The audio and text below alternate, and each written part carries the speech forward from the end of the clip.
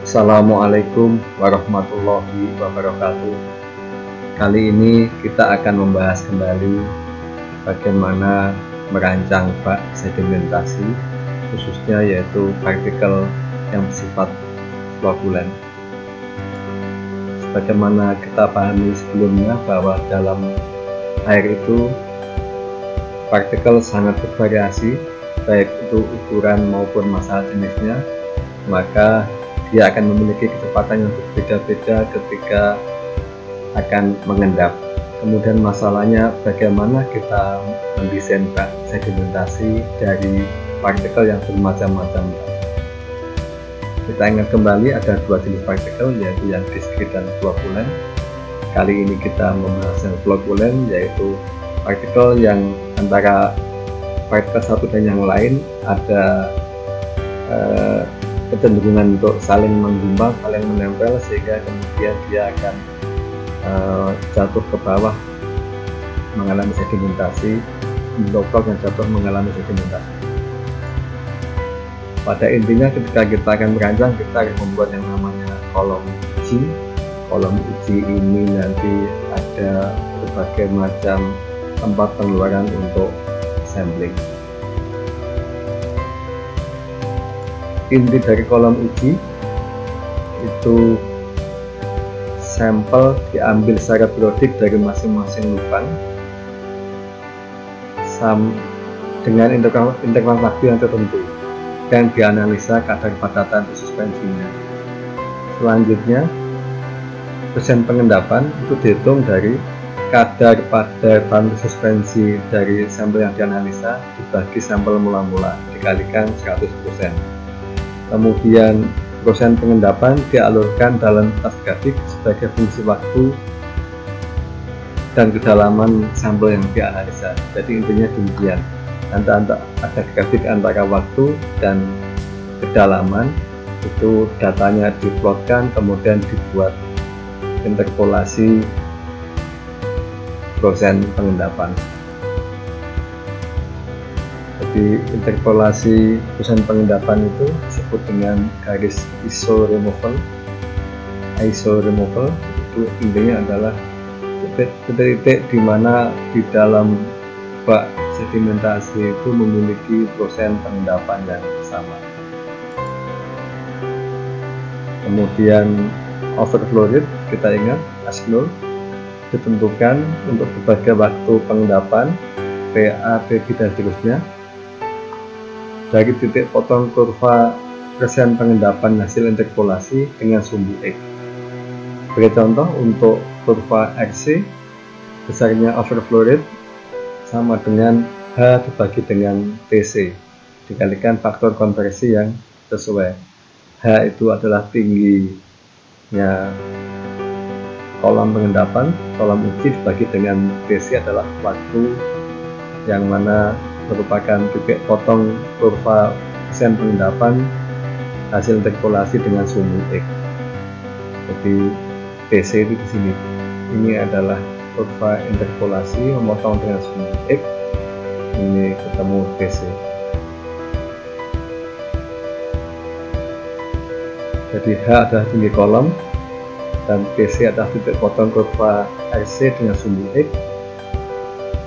Fraksi padatan yang diendapkan RT untuk waktu PA, PB dan seterusnya kemudian bisa ditemukan. Baik, kita langsung saja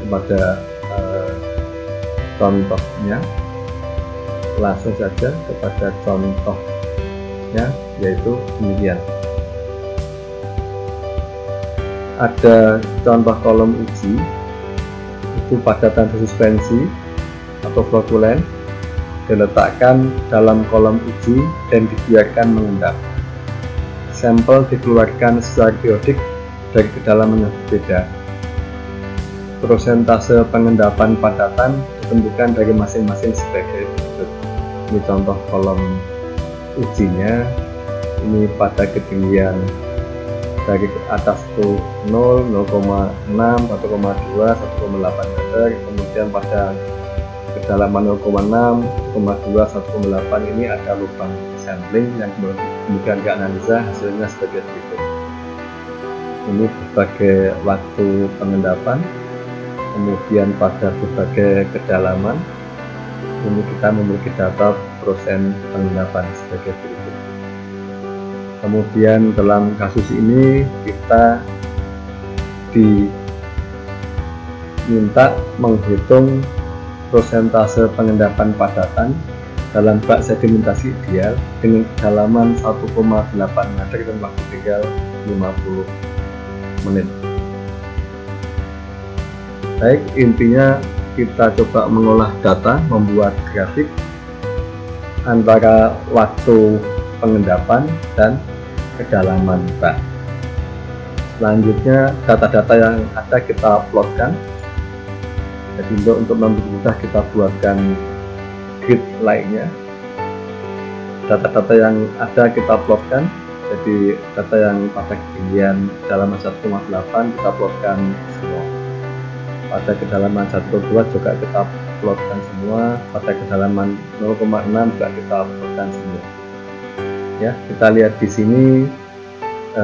Ini suatu contoh pada kedalaman 1,8 meter adalah sebagai fungsi waktu ada persen pengendapan masing-masing. Pada berbagai kedalaman juga memiliki persen pengendapan masing-masing pada waktu tertentu. Selanjutnya kita ingin mengetahui persen pengendapan yang sama pada berbagai kedalaman. Maka kita buat interpolasi mulai dari persen pengendapan 20%. Ini ada 22, ini ada 29, ini ada 26. Ini intinya adalah dari 0 kita buat interpolasi yang menggambarkan adalah persen pengendapan yang 20%. Itu disebut dengan garis isoremoval. Hasilnya demikian. Ini adalah interpolasi dari berbagai titik sepanjang kedalaman kolom yang menghasilkan persen pengendapan 20%. Kemudian selanjutnya kita membuat interpolasi untuk yang persen pengendapan 30%. Kita lihat ini 22 30, ini ada 29, ini 26 36, maka 30% kurang lebih akan demikian. Ya, ini namanya interpolasi.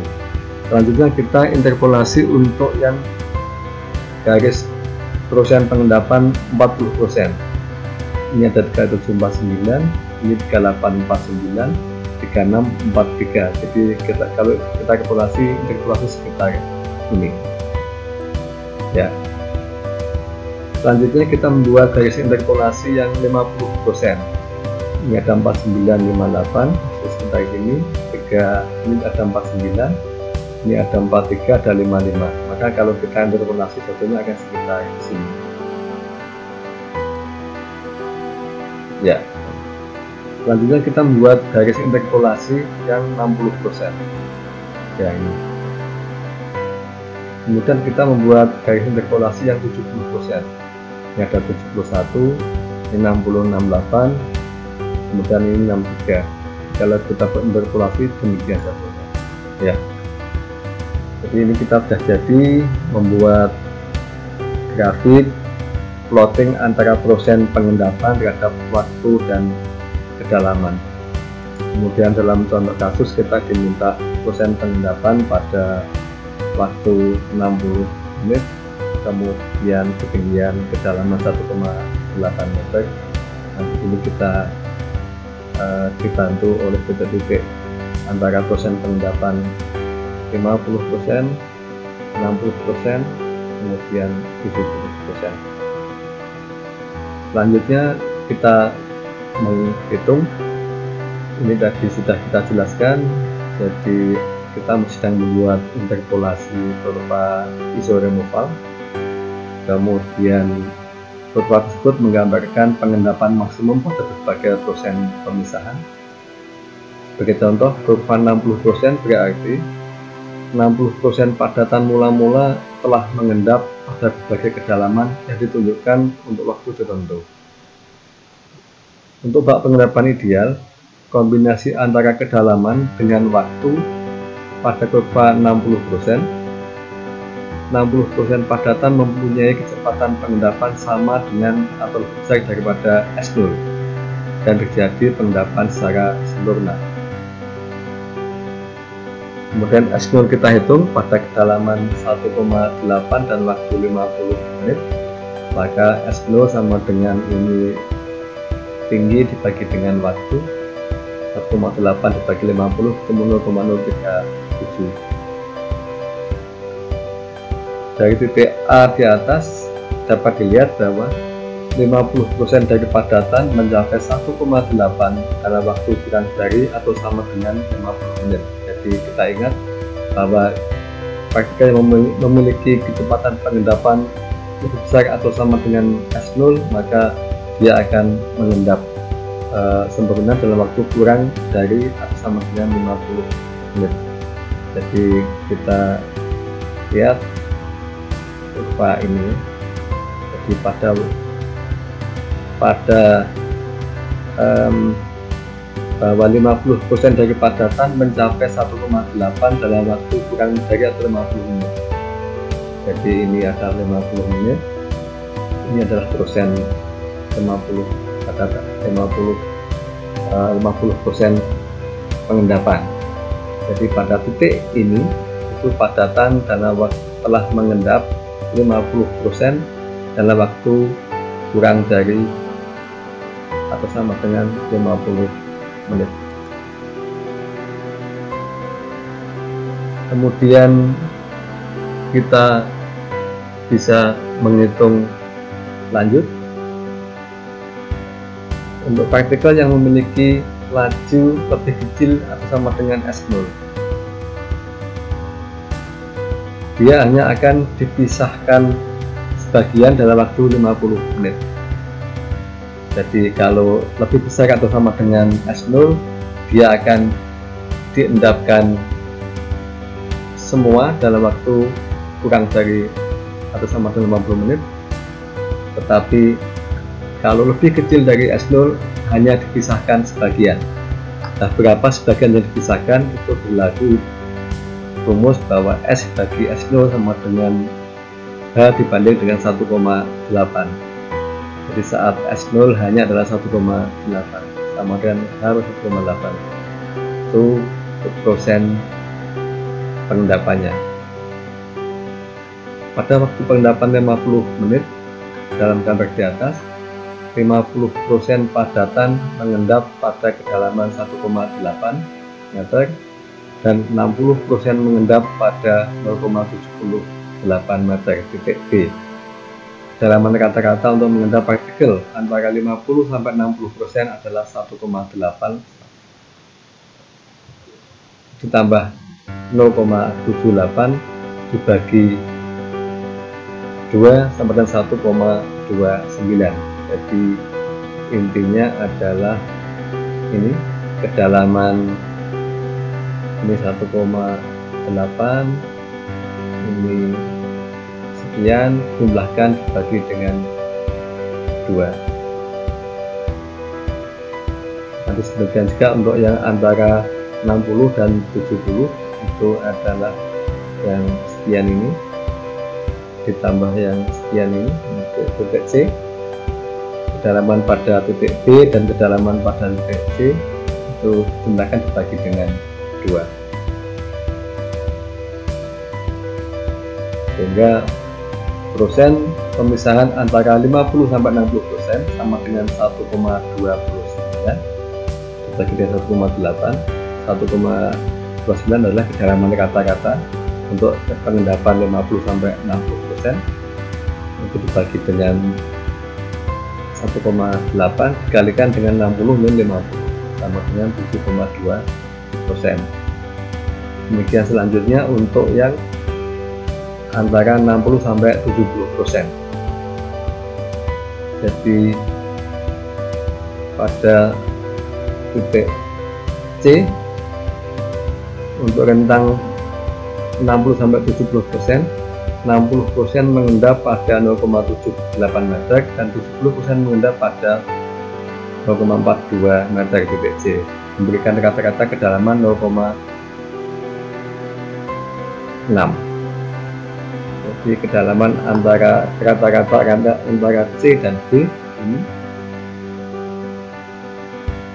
dijumlahkan dibagi dengan 2, itu ketemunya 0,6.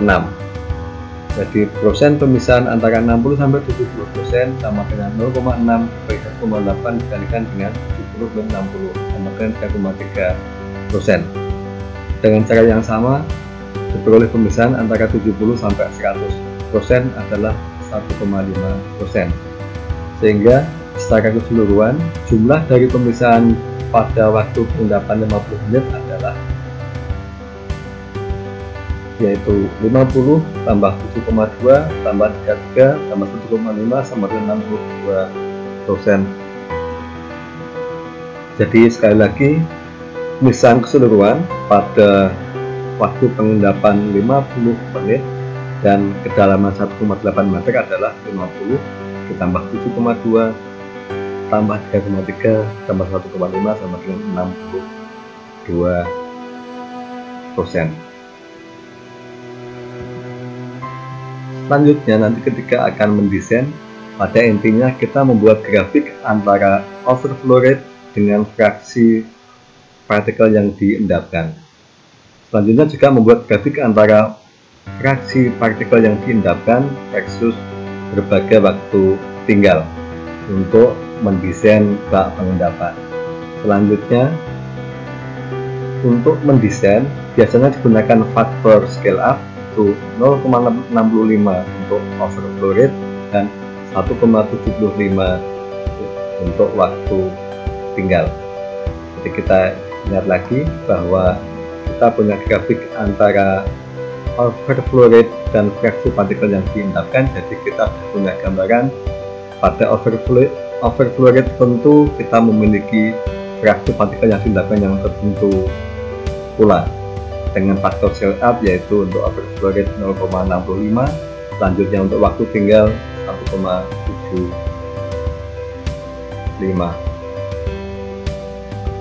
Selanjutnya ini ada contoh kasus yang hampir sama sebetulnya. Pada intinya sudah ada hasil kolom uji antara berbagai kedalaman, kemudian tiap satuan waktu dianalisa